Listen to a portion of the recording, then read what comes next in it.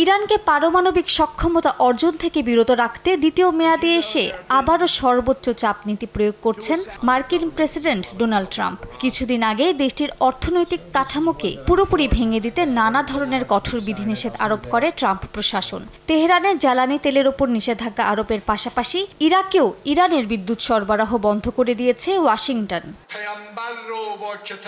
এবার যুক্তরাষ্ট্রকে কড়া ভাষায় জবাব দিলেন ইরানের প্রেসিডেন্ট মাসুদ পেজিশকিয়ান। বলেন, পশ্চিমাদের হুমকির মুখে তার দেশ যুক্তরাষ্ট্রের সঙ্গে আলোচনায় বসবে না। মার্কিন প্রেসিডেন্ট ডোনাল্ড ট্রাম্পকে উদ্দেশ্য করে তিনি বলেন, যুক্তরাষ্ট্র যা খুশি তাই করুক, ওয়াশিংটনের হুকুম ও হুমকি কোনোটাই তেহরানের কাছে গ্রহণযোগ্য নয়।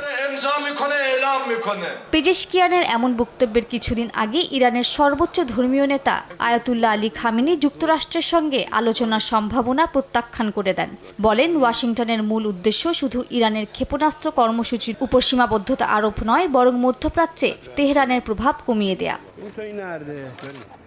এদিকে জাতিসংঘে ইরানের মিশন জানিয়েছে, তাদের পারমাণবিক কর্মসূচির সামরিকীকরণ নিয়ে যুক্তরাষ্ট্রের যদি উদ্বেগ থাকে তাহলে সে বিষয়ে আলোচনা হতে পারে। তবে ইরানের শান্তিপূর্ণ পারমাণবিক কর্মসূচি বন্ধের বিষয়ে কোনো সমঝোতা হবে না বলে জানানো হয়। মালিহা সুহরাওয়ার্দী, সময় সংবাদ।